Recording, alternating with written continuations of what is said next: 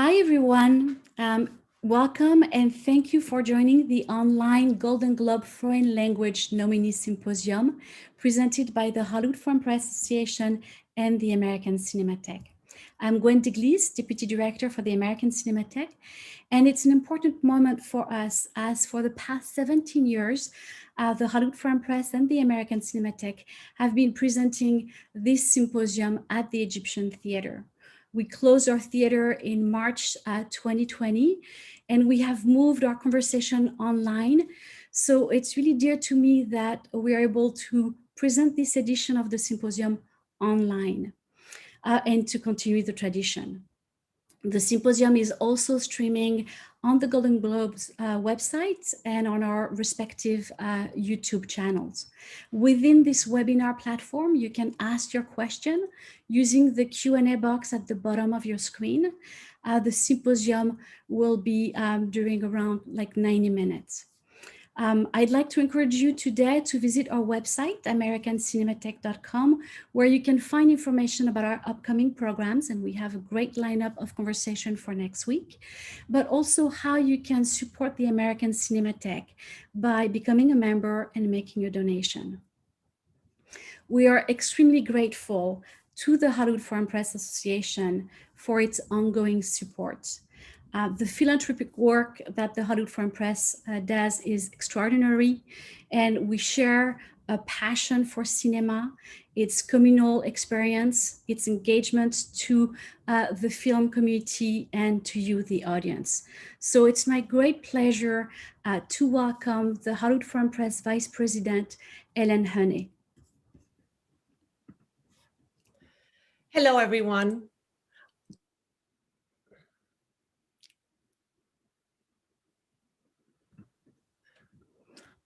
You can speak, Ellen. It's your turn. Oh, sorry. Hello, everyone. On behalf of the Hollywood Foreign Press Association, thank you for joining us at the 17th Annual Golden Globe Foreign Language Film Symposium. And thank you to the American Cinematheque, our partner, for once again co-hosting this event with us. As an organization composed of journalists from all backgrounds, our mission is to recognize excellence in creative storytelling. The Best Foreign Language category was created because the HFPA noticed films predominantly told in a language other than English were getting vastly overlooked in the US market. Our goal is to cultivate ties with foreign artistic cultures, showcase noteworthy international films, and provide audiences with more access as we celebrate these outstanding pieces of work. I will now turn this over to Silvia Bizio, who will be moderating today's conversation.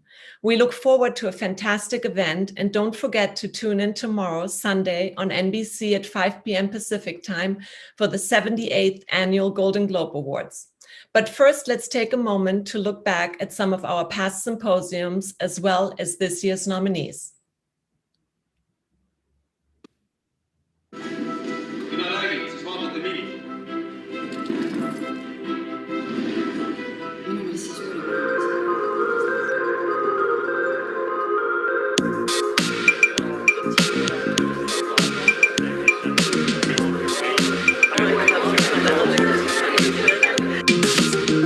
You represent a foreign film, you represent the film, and you represent a country.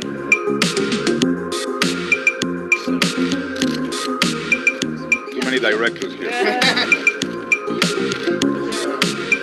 I think cinema is becoming one of the very, very important and powerful tools for change.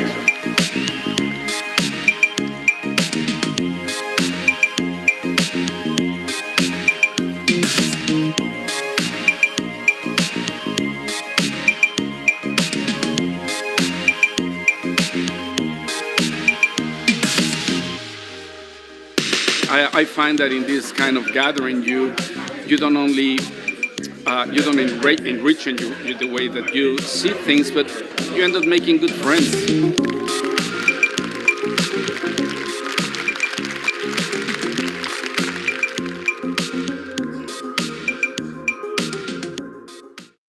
Afhandling. Daglig indtagelse af alkohol er tilstræbt til konstant niveau på en halv promille.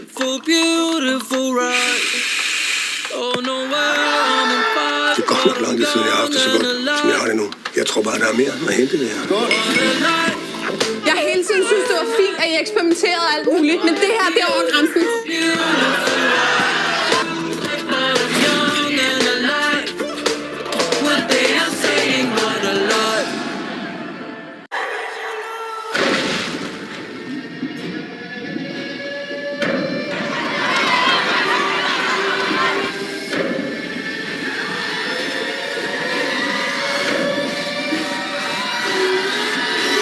No te afecte. Lo que se quedó atrás está atrás.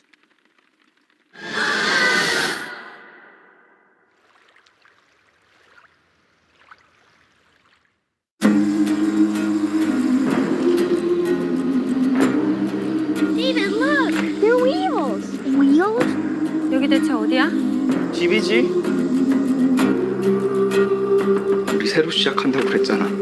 이게 그거야. 아빠는 빅 가든 하나 만들 거야.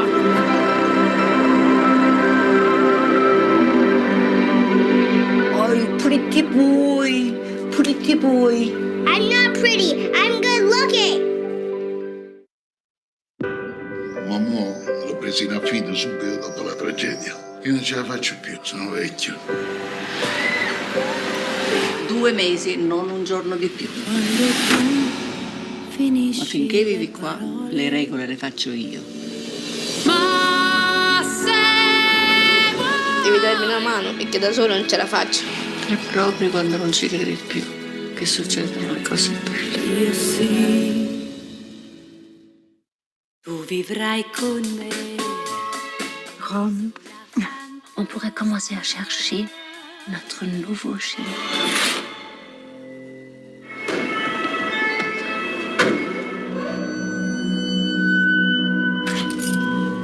Elle a eu un accident vasculaire. C'est moi qu'elle aime. Regarde-moi. Je suis là.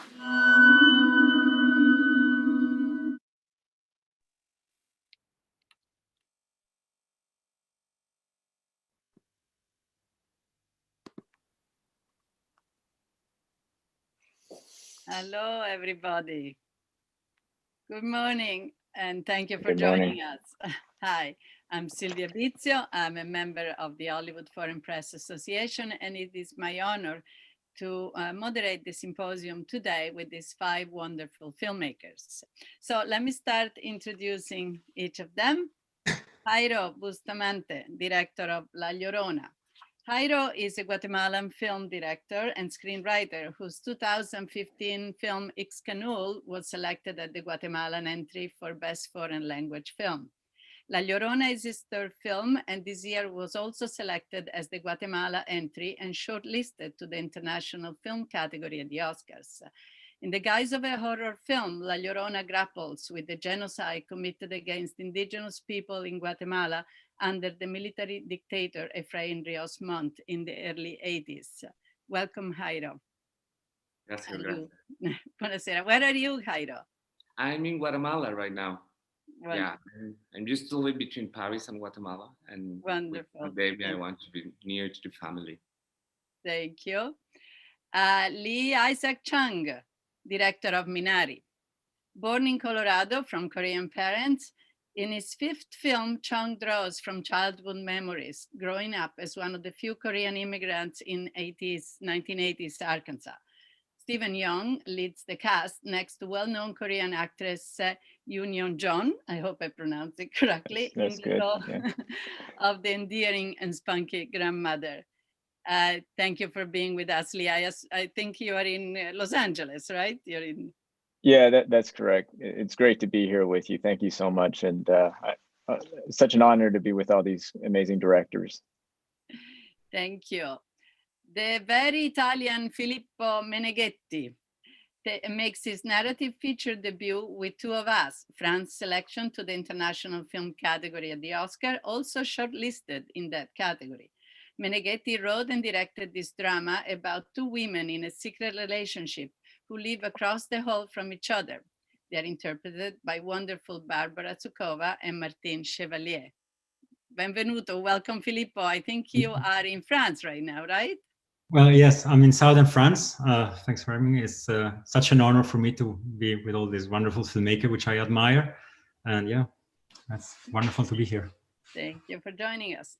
Edoardo Ponti, son of prolific Italian producer Carlo Ponti, is directing his legendary mother, Sophia Loren, in the film The Life Ahead, adapted by Ponti and Ugo Chiti from the 1975 novel by French author Romain Gary, La Vie de Vansois.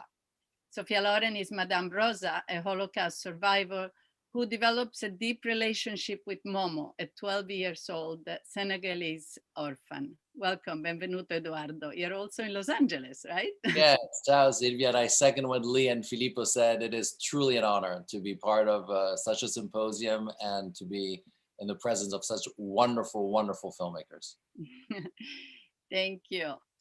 Danish filmmaker Thomas Vinterberg, founder of Dogma 95 movement with his fellow director Lars von Trier. Vinterberg wrote and directed Another Round, the Danish selection to the International Film Awards at the Oscar, also shortlisted in that category.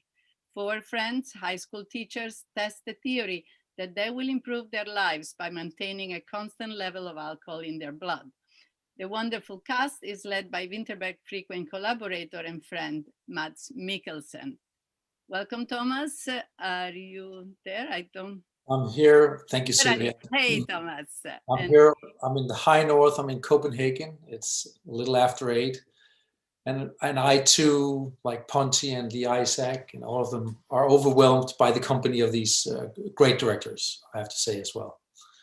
Thank you. Welcome all. Needless to say, we all wish we were sitting there together at the Egyptian Theater, but we will soon, I trust. So welcome all, and thank you for your beautiful, different, challenging, stimulating, inspiring films. Each of them so original, but each in their own faces issues of social injustice, rebellion to the norms of society, ageism, so many themes to discuss about. So I would like to start asking each one of you, asking how the inspiration for this movie, for your movie came about and how it fits your filmmaking vision. Maybe I'd like to start with you, Thomas. How did this story come about for you? Obviously, it's a lot more than a story about alcohol and its effects on people. It's a story about the uncontrollable. It's about inspiration. Tell us about it. You're right about that. It's the word spirit means more than alcohol, but it did start with actually looking at world history and all the great and fantastic achievements having been done by people who are drunk, basically. Then it spiraled from there and became, I guess, a film about being inspired in your life. An attempt to make a life-affirming film, basically, in a time of a very confined and dark world, actually. That went back for you also to some memories of your youth? This film is not autobiographical, but if you're talking about some of the drinking rituals with children running around in the streets of Copenhagen, those are quite truthful. These rituals exist out there, and I dare to say that my daughters have participated in some of them. Jayro, jumping in an extreme opposite with LLORONA about the genocide in Guatemala, why this subject now? You haven't been scared of tackling political issues in your work. Tell us about this film, and why did you choose a horror genre to talk about such issues? You know, the inspiration for that film is, I want to link it with the inspiration that why I choose being a filmmaker. And I grew up in a Mayan community with a grandma who is Mayan. And I discovered when I was able to speak in Cachiquel with her, she asked me to keep it in secret and use it only in-house. And I discovered that being an indigenous people, it was a cause of shame. So I will use a sentence of Rigoberta Menchú, our Nobel Prize, who say that it was the moment that my social conscience was born. And I decided to use my life in a way to fight against discrimination. And in Guatemala, more than 70% of the population are indigenous, and we are discriminating indigenous.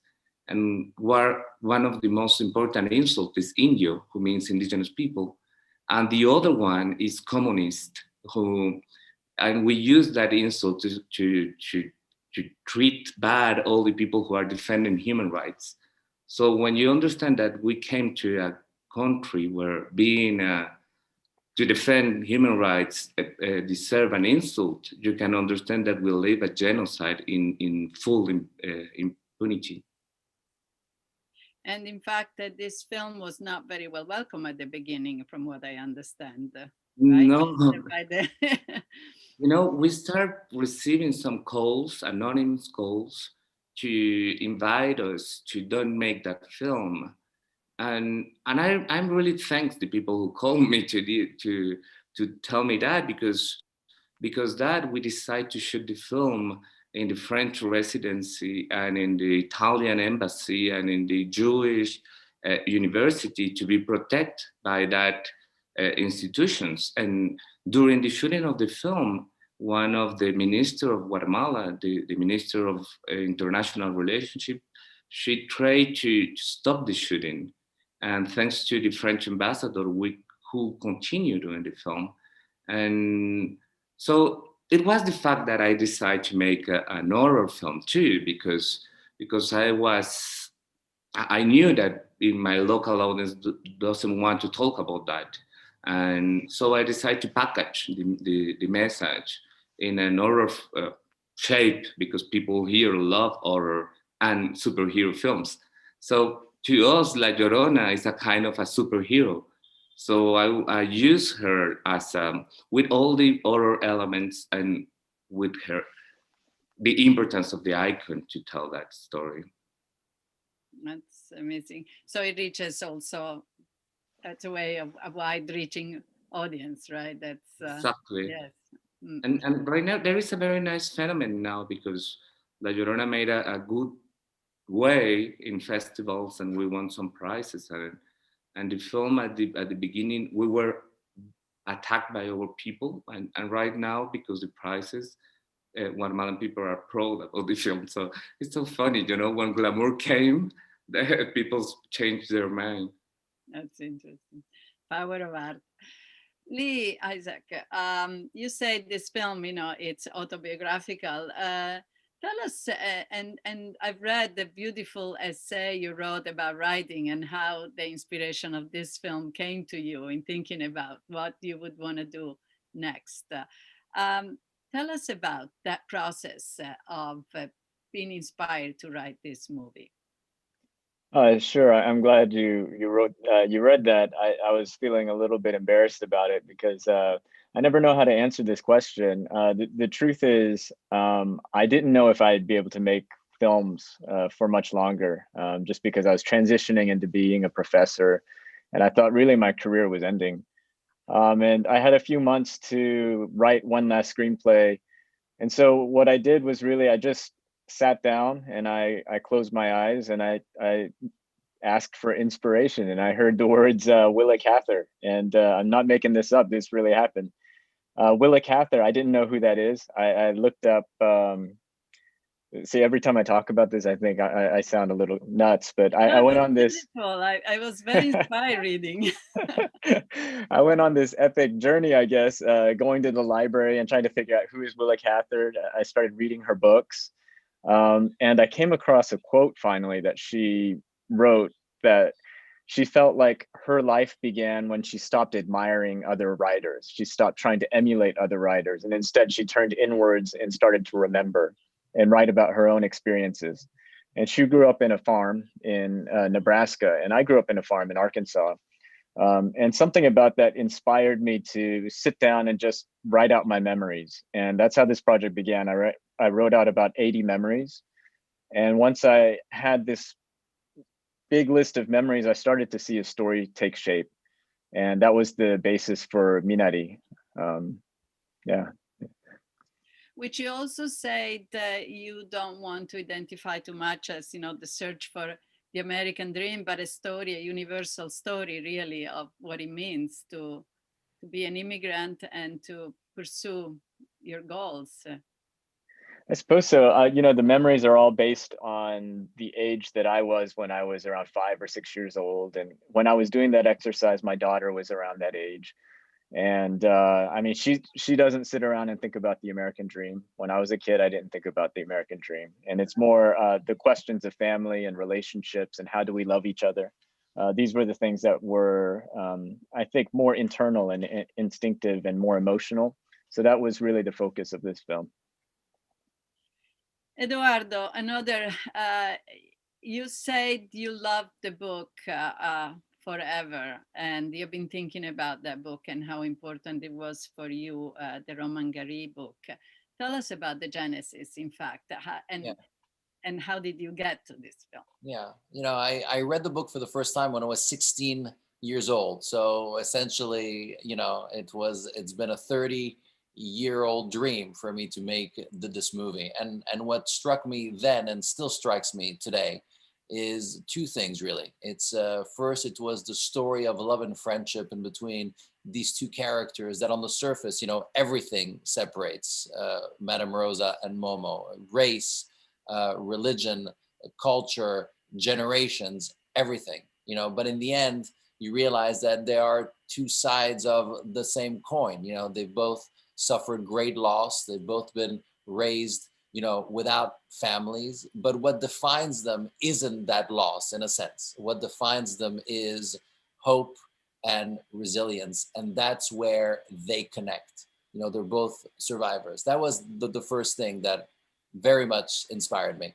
The second thing was the point of view of the book. Romain Gary tells the story through the point of view of this immigrant child, Momo.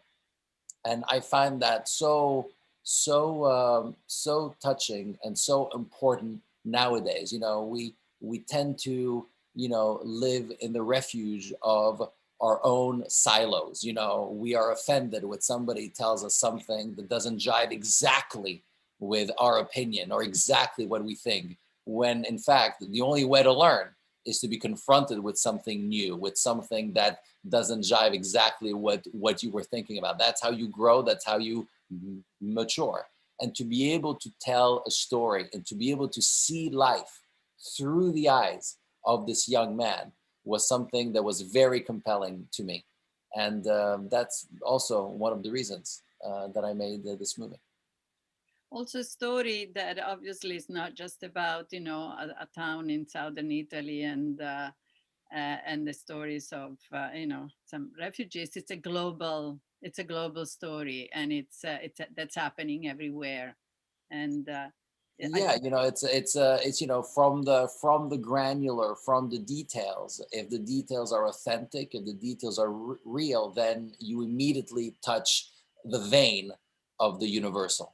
You know, and it was a matter of, you know, telling a story with people, also with a cast that was authentic. You know, Ibra is, you know, who plays Momo, is an immigrant of Italy. He is Muslim. He brought that truth to the movie. Filippo, this is your first film, quite an impressive debut. You too have a story of how this film goes back to when you were very young, and it was inspired by people you knew and met, and you wanted to bring their story to the screen. Tell us about it. Well, yeah. I mean, the story of the film is invented. It doesn't, you know, but it is true that in my teenage year, I had two people that were very important to me, since they are the people that pass on to me the passion for cinema. You know, were in the 90s, and they were lending me over on video cassette of, you know, wonderful films. And basically, I always had this idea that if sooner or later I had the chance to reach an audience, I would have loved to give an homage to that kind of life, since they went to very difficult time at that time, and I was really struck by their stories. And so, but then I was for years looking for the right angle to tell this story, which is a story of self-censorship and exclusion And then one day I came across, again, I guess we are always kind of hunting for metaphors in our life. And I mean, I was trying to find something that I can film that would talk somehow about what is going on inside the characters. And so I came across a friend of mine at two neighbors, which were two aging women that became widow pretty much at the same time. And they were living like Nina and Madeleine in two apartments, one in front of the other, sharing the landing and to keep each other company. And when I saw that, I'm very curious. So I was visiting him and I was, hearing sounds coming from the upper floor. And it clicked, and I had this feeling that it could be a very simple and everyday life metaphor to tell the story of self-censorship and exclusion that I had in mind. And then starting from there, we've been working with my co-writer for 5 years to shape the story.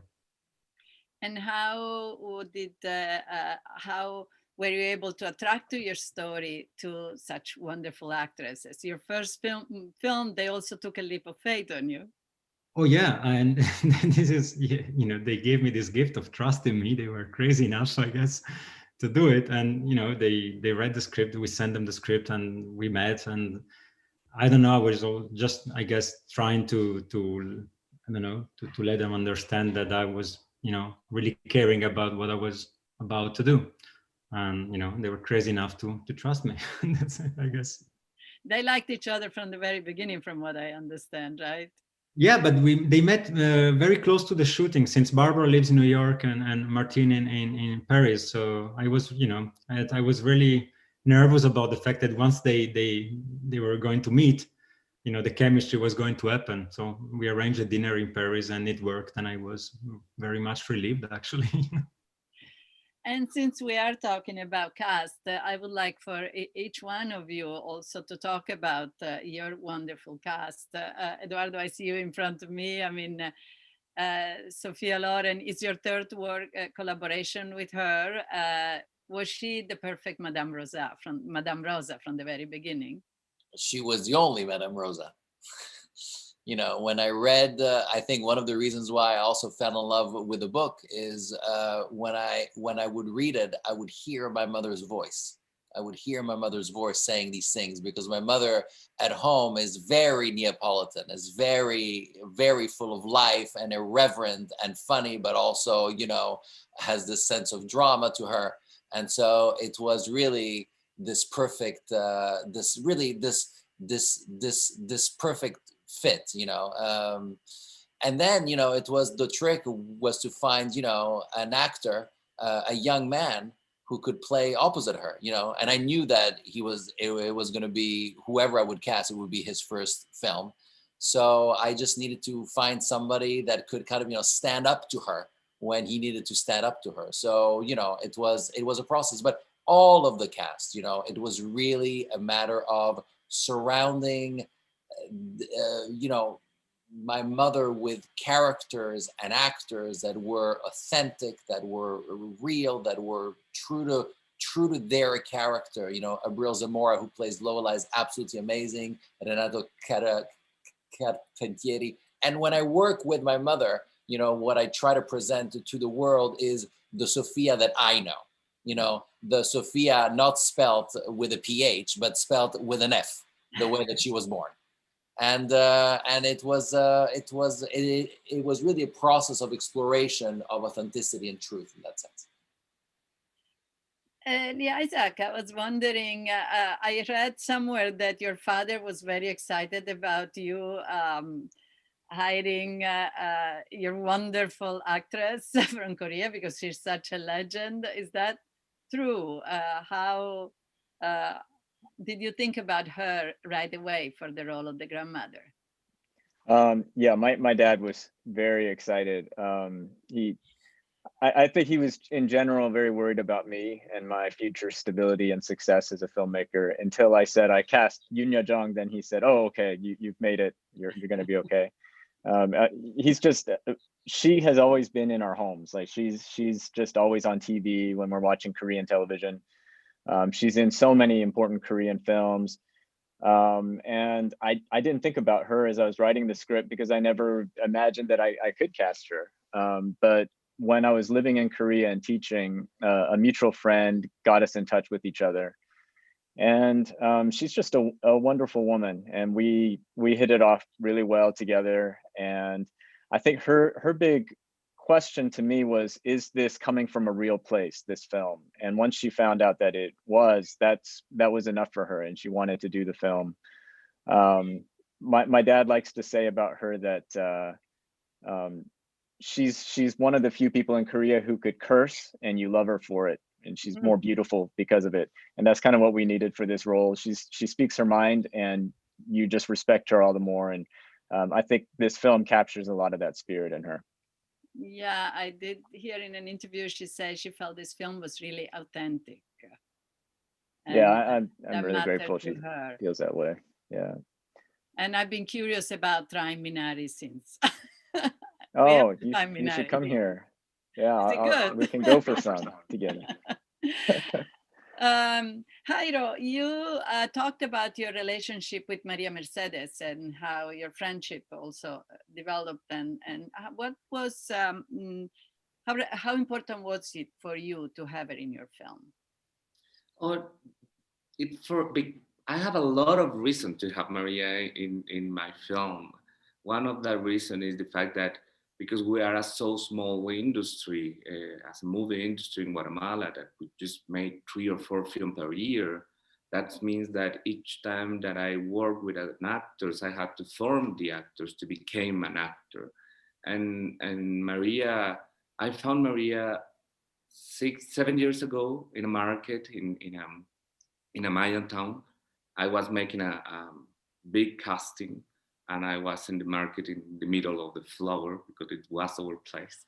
And I put a poster saying casting, and nobody from the location came. So I changed the poster. And I put job offer, and the whole community came to me. And Maria was one of that girls looking for a job, and I started training Maria to become an actress. And after that, we became their agents to look for another projects to Maria. And talking to my stories with her, she told me about her grandma and her mother. And she told me how her mother learned to cry in silence when the military people came to her town because the father hid her. And Maria told me, I want to make a film to cry very loud and to say to all the world how my grandma's suffering because of the war. So it was clear that Maria had to be La Llorona in my film. And you know, in the real myth of La Llorona is not able to do anything more than cry, and because it's a very misogynistic at the end legend. So I wanted to keep some little things, but change the myth. So in the first, change the fact that La Llorona is crying because a white man quit her. And I wanted to give to La Llorona another reason to cry, more relevant as a man. So the genocide was one very important. But I wanted to keep the fact that La Llorona is not able to do anything with her own hands. So in a way, La Llorona had to possess the other woman in the film to use that woman to the same reason. And I need to have that ace that Maria Mercedes has, and this force coming from the inside of her. And it was so beautiful work with her, that role, because she cut the role in two, and she, in a way, she worked with La Llorona, and in another way, she worked with Alma. And it's a very difficult thing because Alma is a very cliche role for her because it's another time an indigenous woman playing a maid in a film. But for us, it was so important because Guatemalan people think that a maid is a kind of a ghost because that woman have to exist in the house, make all the things in the house, but you don't have feel her. So we justified the role like that, and Maria Mercedes really could understand that. And I want to say thank you, Maria Mercedes, because I really enjoy the work with you, and you bring me a lot. And a different La Llorona, certainly. Exactly. Thank you. Thomas, you've worked with Mats before, your friends. I think you also see each other outside of the cinema. Tell us your relationship as director, actor, and how much of, and Mats was a dancer, so, and we see some pretty special steps in at the end of your film. So tell us how important to have Mats in your film was. Well, I wrote this film for Mats and for the 3 other guys in the movie. I like to write scripts for people I admire, not only as actors, but people who keep me curious and people I want to spend a summer with shooting a movie. He's a dear friend of mine, Mats. He lives next door, and we're in the gym together very often and stuff. You know, and it's the same thing with the others. Now, for this movie, I also needed the best actors because I challenged them a lot. They had to defend, emotional journeys with a lot of details. They needed the comic bone. They needed to be vulnerable and raw, and they needed to be drunk in very specific measured levels. And they needed to dance. So there was a lot on their plate. So I really needed the best guys and the best friends, and that's what I got. I feel very lucky about that. Of course, we had a boot camp, a rehearsal before we did this movie, where we practiced character work and stuff. And then we spent a whole week trying to play drunk, basically. Drunk in specific levels per character.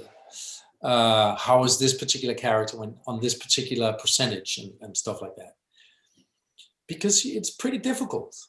It's a challenge to be convincingly drunk. Not in real life, obviously, but as an actor. Right, I can imagine, yeah. So, but there, and you had long days and lots of, it would have been hard to really be drunk on the set, right? Yeah, they couldn't be drunk on set because you might have them in a car in the scene after or in front of a child. Right. So no, they actually had to act. And so there was a lot of work behind that. I wonder also if each of you can talk a little bit about how difficult it is, the issue of ageism and, age in film.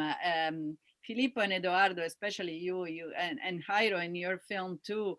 But also, and obviously Isaac with the grandma and Thomas, you too, because it's still a midlife crisis that your characters are going through. I don't know who wants to start tackling this, but it's important. I think it's interesting and important that we see characters so wonderfully depicted on screen. It's not true that you should only be young and beautiful, right? I don't know who wants to start. Well, since my mic is open, I have 4 characters here yearning for the youth. And I feel that we have an entire world yearning for the youth in front of us. And the sensation of being weightless and slightly drunk and in love and having life in front of you is something that we'll never forget. It's a defining thing for all of us. And in my movie, they've come to a standstill. They've lost that.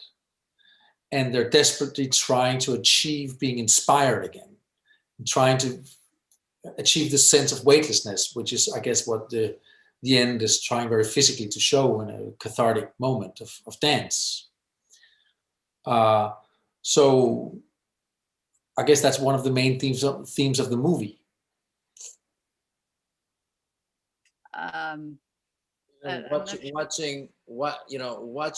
Watching films, company excluded, you would think that life ends at 38.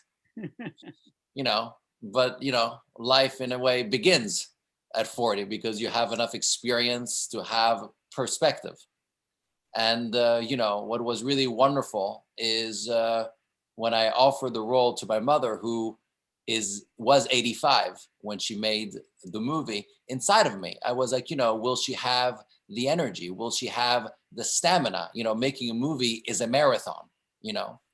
And when I saw the light in her eyes and the passion when I offered her the role, I knew that she would have the commitment, the energy, the memory, the stamina, everything. Because once you give yourself to something, it is that thing that matters.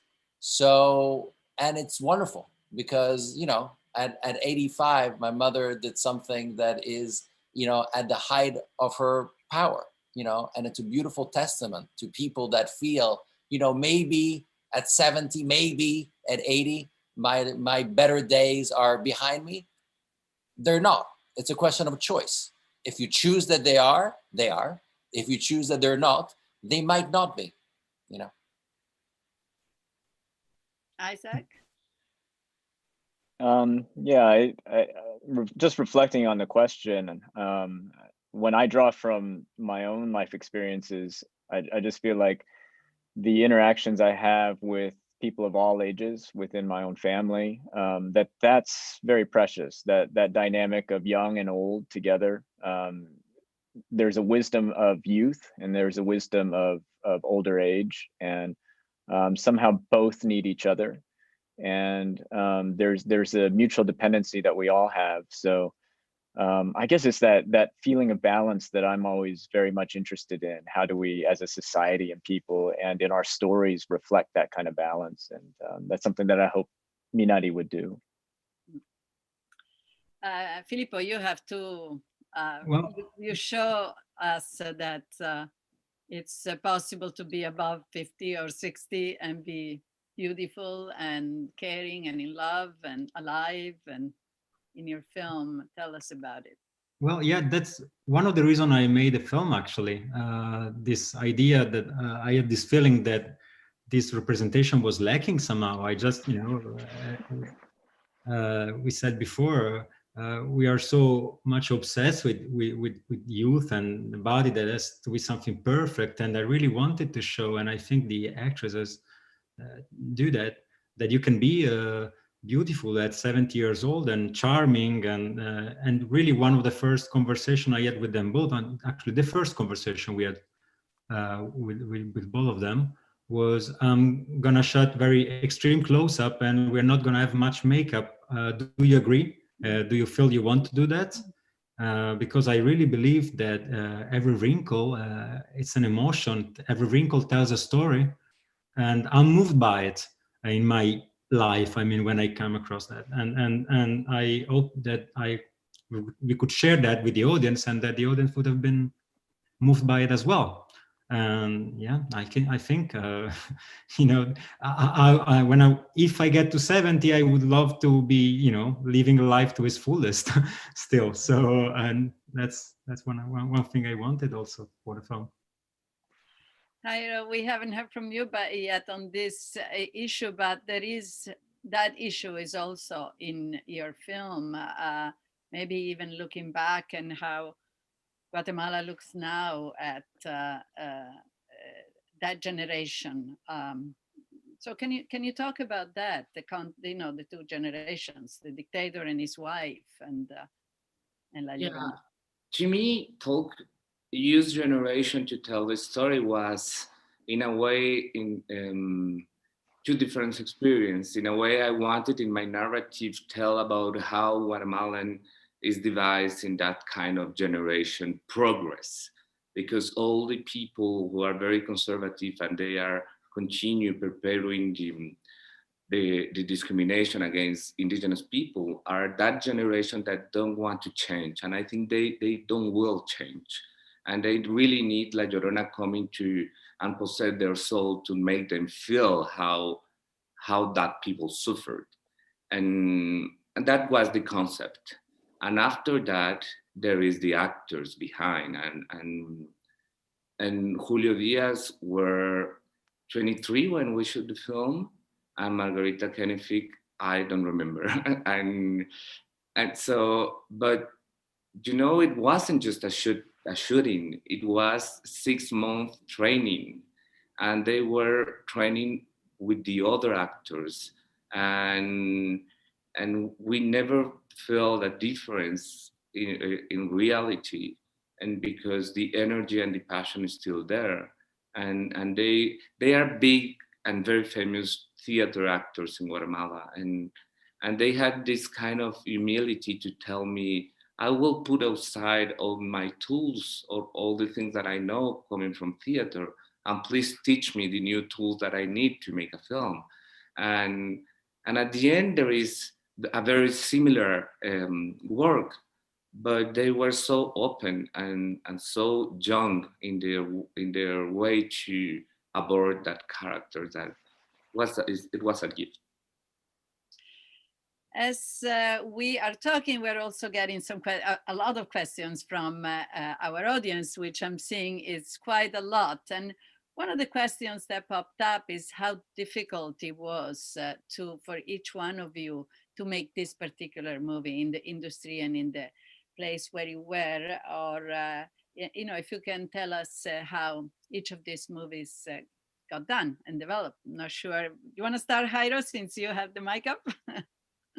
Yeah, to me it was a very particular movie because I created my 3 movies as a triptych, and I wanted to talk about that 3 insults, and the last one is the communist one. But normally I wanted to make that film with 2 years to prepare the films and looking for the money to make the film. And very quick we start having that menaces of truth. So we decide to go fast because we said maybe they can attack us, but if the film is done, at least the film will be lived. We will leave the film and it is our work there and our voice there. So we decided to make the film with a very, very small budget. And my co-producer in France put the money to do the film and the cash flow, So we made a film in a year. We start in August to make the film, and next year we were in Venice presenting it. And it was so hard to work that we were shooting and editing with my producer at the same time. And I think I never made a work in so short time, but all the people were involved, even actors came to the editing room to help us because they said, I remember that we had another one better, and it was it was a community work at the end. I'm very happy. I want to repeat that experience. And we hope you will soon. Who wants to tell us about how this particular movie developed for you and answer our audience?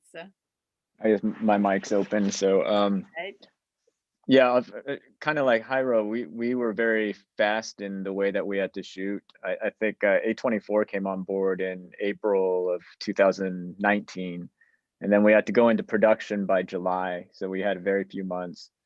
And then we were racing to try to finish it to hopefully premiere at Sundance. So it was all in a very short amount of time.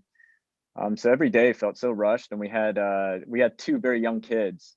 And in the US, we have labor laws, these are good laws that we make sure we don't work the kids too much.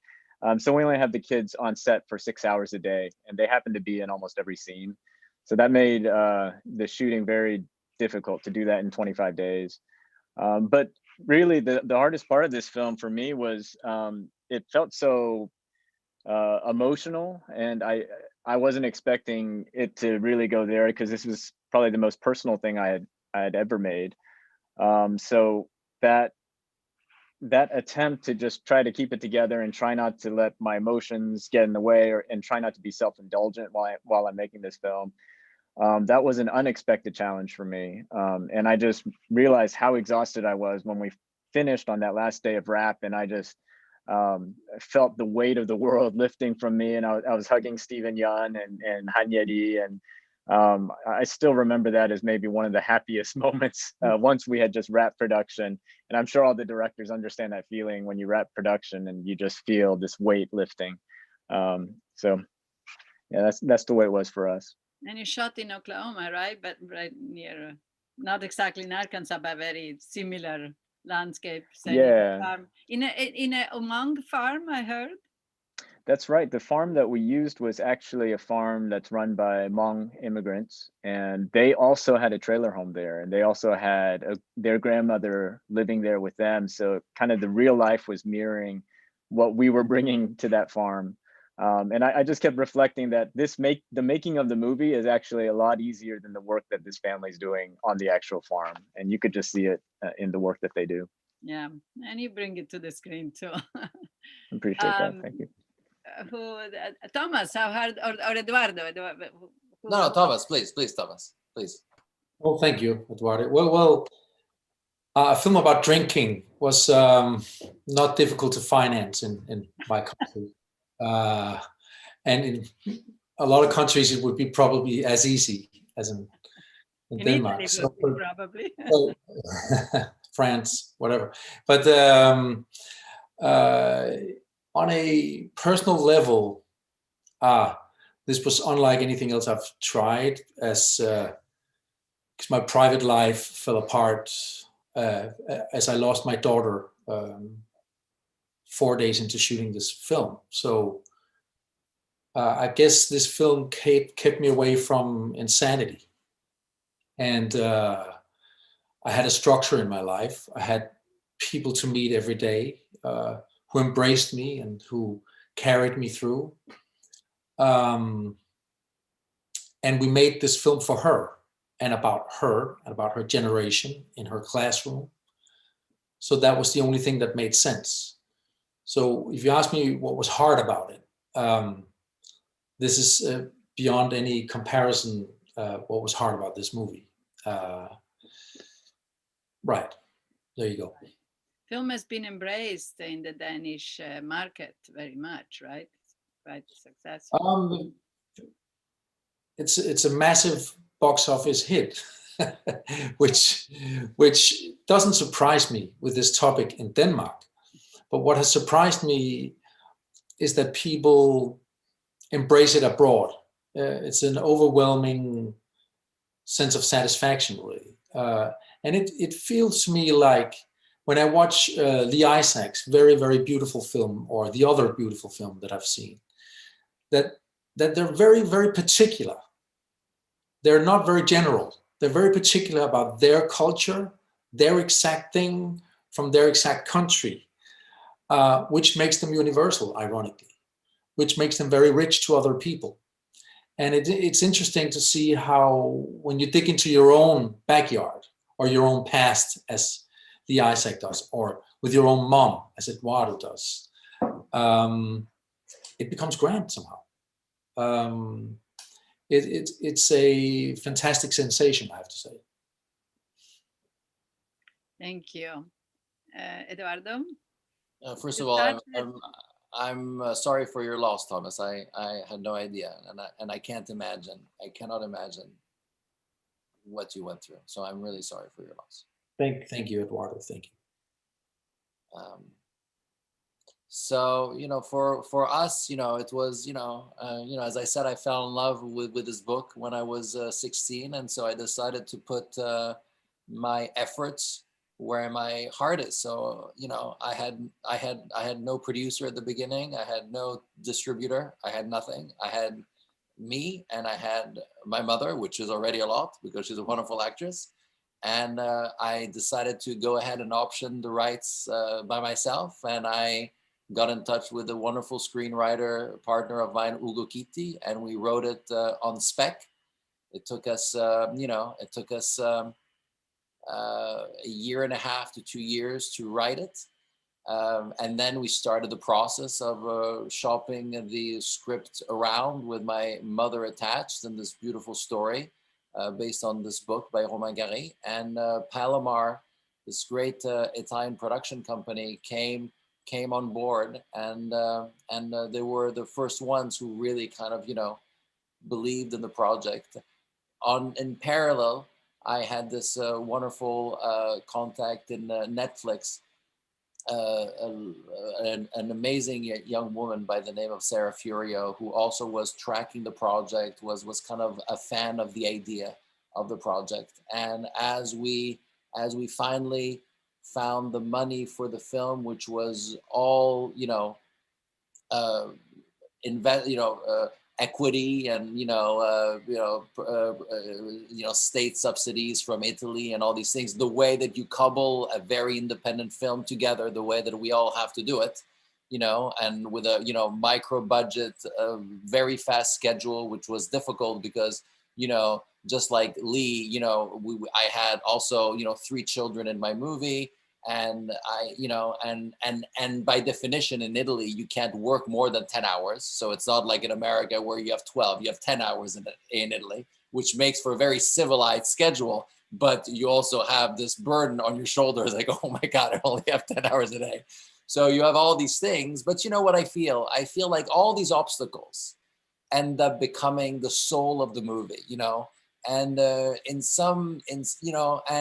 sometimes in a production you throw money at a problem, and because we didn't have the money, we threw ideas at the problem, we threw concepts at the problem, and that kind of liberates, it unlocks the energy of the movie,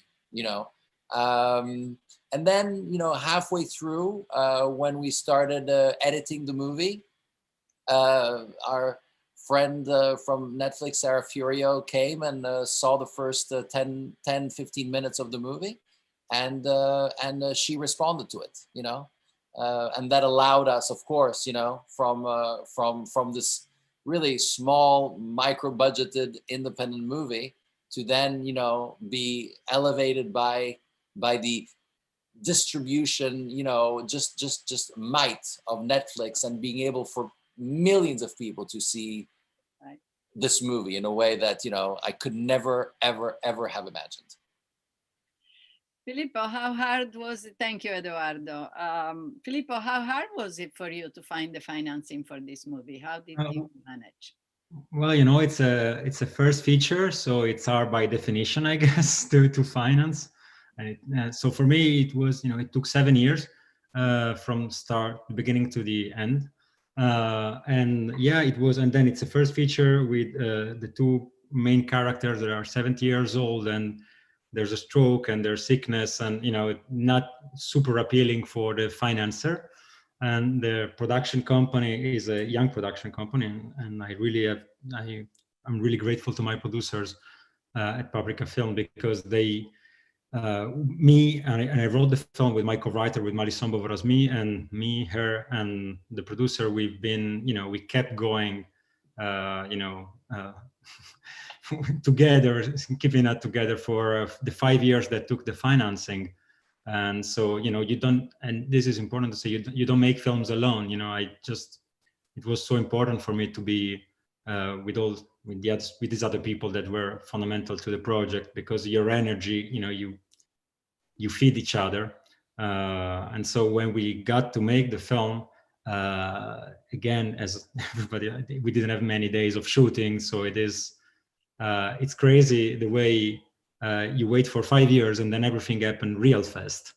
And, you have just, one day you make a mistake, and then, it's a huge, and for me, being the first feature, the weight was, what's at stake. It's a huge thing, because if you miss the first one, then it's difficult to have another shot at it. So, I didn't sleep much, but I guess that's the story of every filmmaker. So, well, which makes it even more amazing and surprising to be here with you today. I really didn't expect that. And yeah, so that's an amazing journey, 7 years. And then the last year and a half since the movie premiered at Toronto, the life of the film was, and also the response of the reaction of the audience worldwide was so, it makes sense eventually, and it makes sense in a way that you could not imagine. And that's the biggest gift that I got from the whole thing. I was also thinking that, all your films have something really, I know directors don't like to talk about message, but all your films have something so important to say to the world. And so I've been wondering if each one of you can talk about how crucial, in fact, it is the role of art in talking about world issues, especially and now in a year, well, every year has major issues in the world, but we're just coming out of a really, we're not coming out. We are in the midst still of a very, very difficult time for the entire world. How can art and film help in this respect? Not sure, Filippo, do you want to, I see you in front of me, you're still there. So do you want to talk about the importance of art in this time? I think, last week I was in Spain to present the film since the cinemas are open there. And so I was there for a week, and I had the chance to meet the audience, but also I had the chance myself to go to a museum or to go to movies. And I was it was great, and I don't know, I went to it's one of my favorite museum at the Prado, or I went to see a Wong Kar-wai film, and which I saw already like 20 times, but still. And you find out, I realized, I was in the Prado, and I realized that it was probably 9 months since I last was in front of a work of art. And that was moving. I realized, how can you realize you can touch that feeling that, that's important, maybe more than go shopping, I guess. And so I was really, really struck by it. And I guess, it helps to, especially in our times like the one we are living, that can, trigger so many things in our soul, empathy or knowledge, or being at the place of somebody else, which is very useful, I guess. And yeah, so it's fundamental, and I think we can really now see that, since we are lacking it somehow. Jayro, maybe?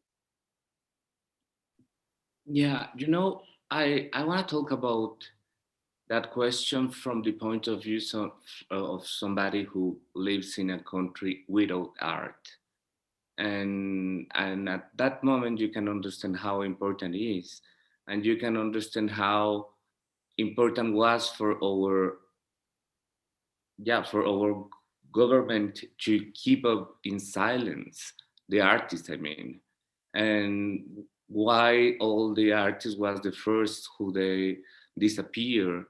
And all that question is so important when you start thinking about how we didn't have any support to build our industry or to have schools. We don't have art schools. And I remember that as other directors in Guatemala, I'm trying to push the state to build a cinema school or a cinema law or a fund. And when I discovered that it will be very, very slow, I went to the private industry and I asked to them to create a fund, and they told me, yeah, we want to do that because until now we never helped movies, so you made the film that you want. And I was so scary having that answer. And so in a way, my work is not only to make films, is to create icons, to give to that icons from culture a voice, because we need more people having a voice from the culture. We have enough having voice from political, and we didn't have any answer or any changement. Yeah, I hear about the incredible work you do with your production company there. So I hope it continues. Isaac, you think, what's the relationship for you, and the importance of art in exploring today's world? Yeah, I'm still shaken by what Thomas shared a while ago. I do feel like there's something about art that is a form of survival in a way, as he so truly put it. I feel as though you know, this is what we have to be able to express that we're people. This is our humanity. And you know, we're in the foreign language category, but there's really something about art, about us, that's going beyond language. We're really trying to speak something much deeper than that, I feel. And so I never really thought about this film or making films that give a message, if that makes sense. And it's just more about that that deeper identity of who we are as people and what our needs are. You know, I think that goes deeply into why we make what we make. And yeah, just great to be hearing all these directors talking about this. So thank you. Thomas? Yeah,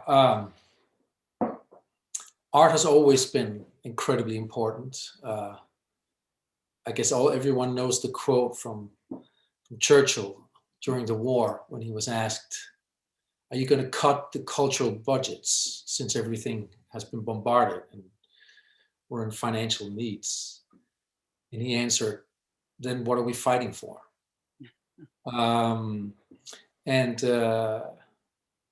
You know, historically, oppression, despair, wars, starvation has led to fantastic art. So I'm very curious to see what is going to come out of this confinement, this period of death and bankruptcy and isolation of all artists. And it's strange and ironic to experience that this isolation period has created a sense of community, actually. We found this way to communicate, and suddenly everyone is communicating, which is very interesting. But I guess the films that we're presented with here have been born before. It's going to be very interesting to see what is going to be coming out of this period. I guess a lot of children will come out of it, and divorces and alcohol usage and suicides. But I'm very curious to see what films will come out of this. Art, yes, absolutely. Yeah. You know, in Italy right now, I mean, I'm speaking just because I happen to have seen, there has never been so many films in production and television as right now. So it's unheard of historically. But we need people to go back into the big screening rooms. Remember that. Yes. I'm optimistic about that. I heard a scientist saying that it takes a world trauma, such as a world war, to change people's habits. So unfortunately, everyone will flock back into the airplanes when this pandemic goes away, but they'll also come back into the cinemas, I think. I'm sure, we hope. They will. Edoardo? Do you want to jump in on this? Yeah, I was reminded when you guys were speaking about a quote by Philo of Alexandria that says, "Be kind, for everyone you meet is fighting a great battle." And I think that what art does is hold up the mirror to our battles, and a mirror doesn't judge you. A mirror just reflects who you are. And that's the power of art. The power of art is reflecting who we are without judgment, but at the same time, allowing us to invest in the stories of others, in other people's worlds, in worlds that we might not have ever traveled to were it not for the fact that the screen takes us there, you know, and that's one way to expand our understanding of the world, to invest in differences, to invest in humanity. So, you know, Filippo said something really interesting in the beginning. You know, he said, you know, when I walked back into the museum, you know, he was struck, you know, and really what he was saying, it almost made me feel like it was like him eating for the first time, you know, because art becomes food, art becomes water, you know, and it's an essential ingredient for our blood, really, for our lives. Thank you. we do have several questions from the audience, and one of them, which I'm just reading now, and Edoardo, you are in front of me now with your mic. What genre would you like to tackle in your next film, or what do you have a future or upcoming project? There seems to be, rightly so, a lot of curiosity about this after these wonderful films. What's next? What's next? I don't know, because it's a process of meditation. You know, the worst thing to do is to jump in another movie after you feel heady because of the success of something. So I think it's very important to kind of take a moment, take a beat, let the dust settle, not do something to recreate this response, but do something that really speaks to me and speaks to my heart, and hopefully then be able to translate that to the audience.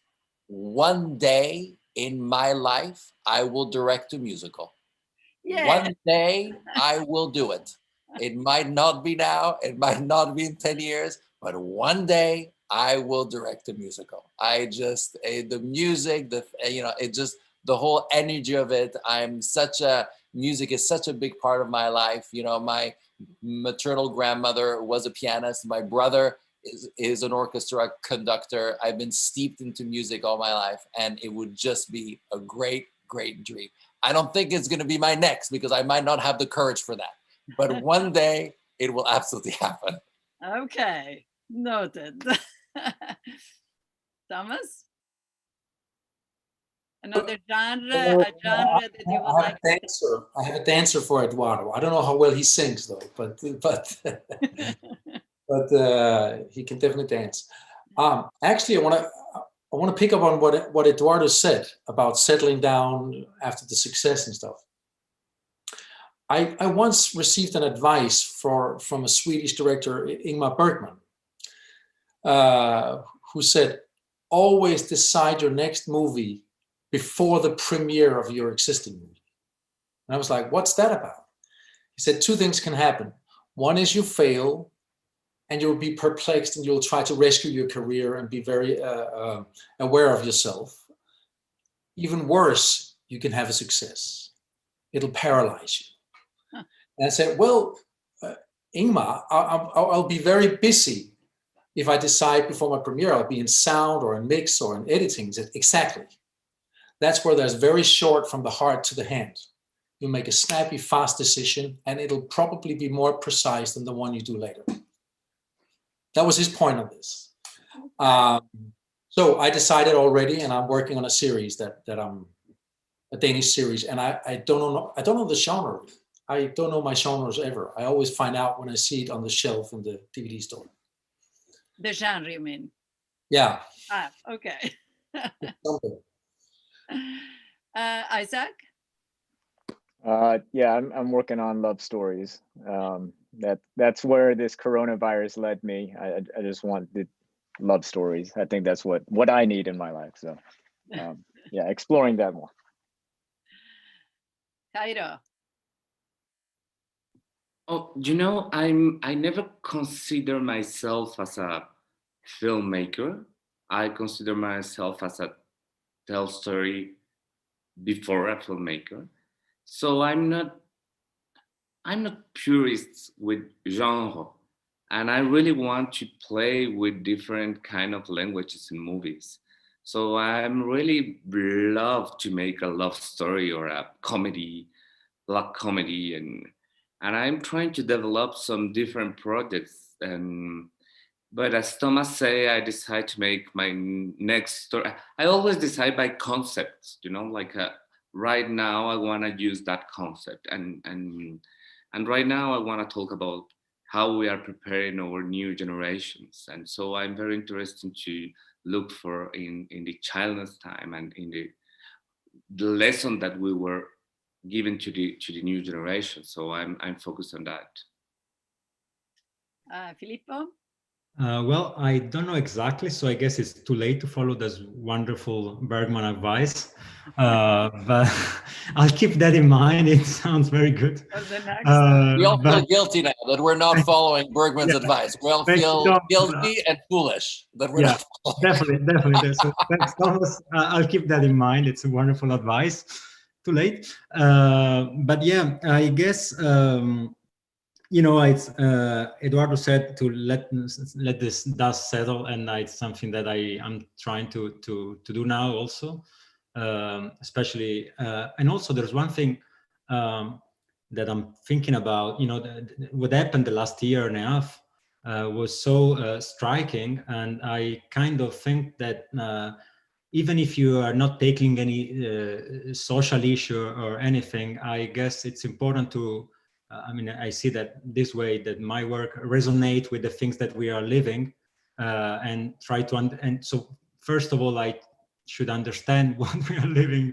And so, right now, I'm really just trying to understand how I feel, how things play out, what we are facing, the experience, and try to understand it and to let that settle, and to try to come up with something that resonates with this experience, even though I'm not thinking about doing anything about the pandemic or whatsoever, not at all. Just it's a matter of feelings, and for sure it's going to be something very different, since I really like this thing with filmmaking, that you can live more than one life, and every film is a journey, and every film will take you in different places, meeting different people, and kind of a tool for knowledge, but knowledge of the feelings or what life is or something like this. So I'm looking forward, and I will take my time anyway, trying to make sure about what I'm doing as much as I can. A couple of questions from the audience that I think can be combined. One is, what advice would you give to aspiring filmmakers? And another that just popped up says, many film students are now trying to make Zoom films, editing locations into narratives that are chosen, to fit in Zoom. Would you ever experiment with the idea? I'm wondering if you can talk about that, the advice for filmmakers and these new possible ways of making films via Zoom. We see it all over, right? Filippo, you're there. You want to, have you thought about it? Zoom, no, I never thought about it, even though I'm spending a lot of my time on Zoom now. It has become one of the things you do in life. No, but I never thought about it. But I mean, why not? I think every tool is good if you find the right way to use it, I guess. But I never thought about it. Advice, I guess I'm the less experienced in here in the list, so I don't know. And advice, I think maybe, filmmaking is about cooperation. It's not the work of just one person, and that's important, I think, to be said. So I guess being surrounded by the right people, and people that are as passionate as you are for what you do, I guess that's very, very important, because you're not making anything alone. And so that's very important, I guess. Thank you. Jayro?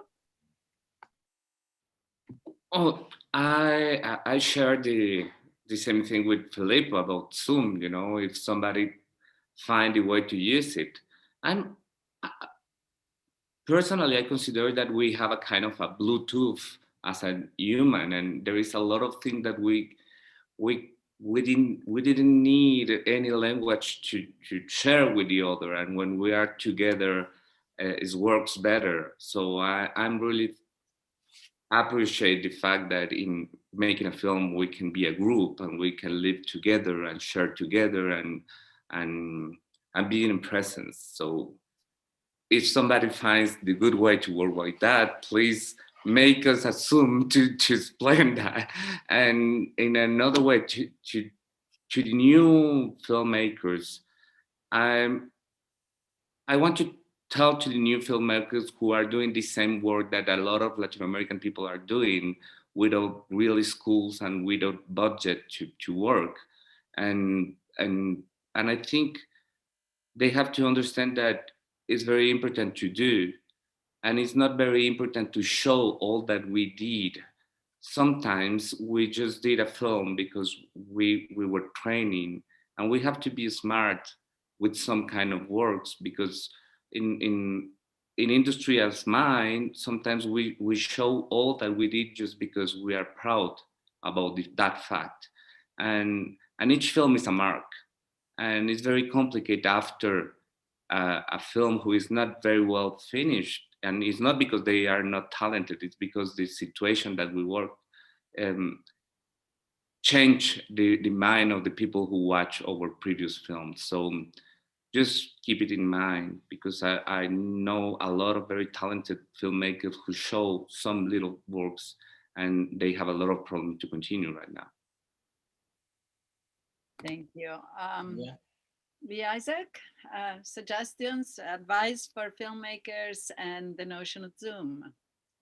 Sure.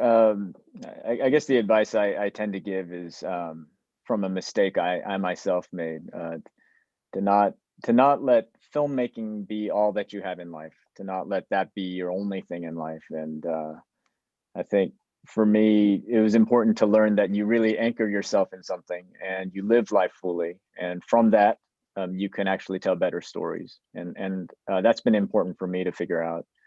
In terms of Zoom, I'm kind of partial against it, to be honest. I would tell people, I hate this, to be honest. I wish I could be in the same room with these guys and with you, Silvia. I think that person-to-person interaction is so important that I'd say if the world is giving us Zoom, try to give the world something else. That would be my thought. Try to rebel against this and, try to be with other people somehow in your movie making, if it's possible, if you can do it safely. So that would be my thought.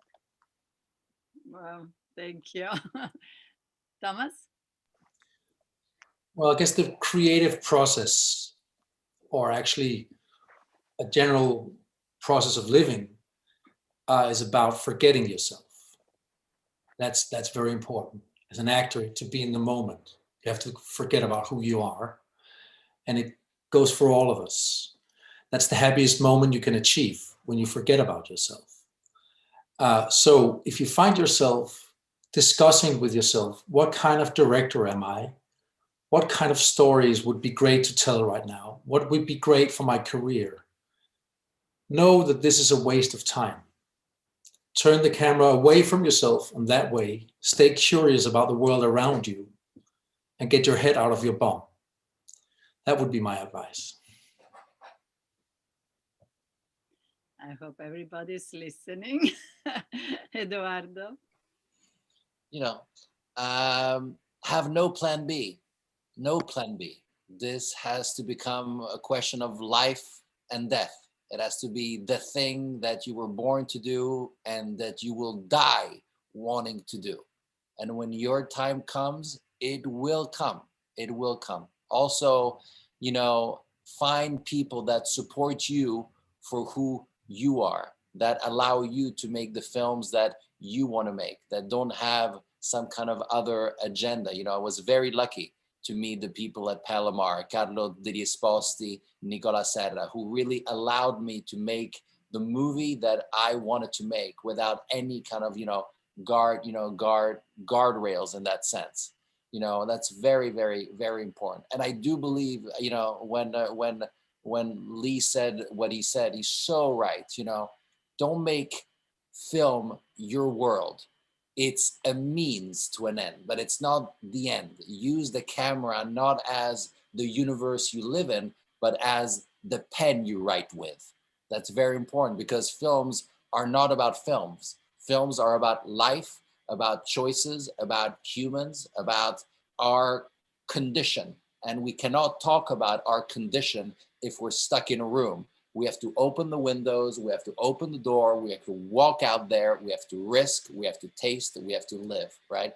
And dovetailed into that, that's why doing a movie on Zoom would be the last thing that I would ever do in my whole entire life, because we have to clam our computer, walk out the door, and experience things. When we'll be able to.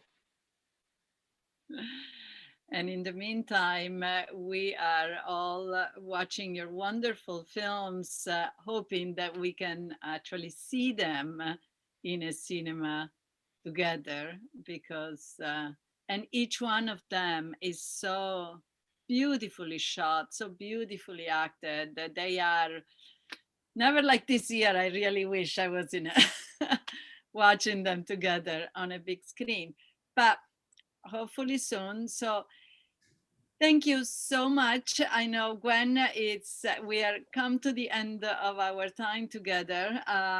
Gwen is going to show up now. I wanted to thank you all for being here with us. Gwen? Thank you so much, Jayro, Edoardo, Lia, Isaac, Thomas, Filippo, for being with us today. Thank you, Silvia, for leading this conversation. Thank you, the audience, for zooming in. Don't forget to watch the Golden Globes tomorrow. And please check our website, sign up for our e-blast so that you can receive information about what's coming up at the American Cinematheque. And again, thank you so much, everyone. It was a terrific conversation. Thank you very much. Thank you, guys. So much. Thank you so much. It was a pleasure. Thank you. Gracias. Grazie a tutti. Wonderful to meet you guys. All the best to you all. Yeah. Best to you. Bye-bye.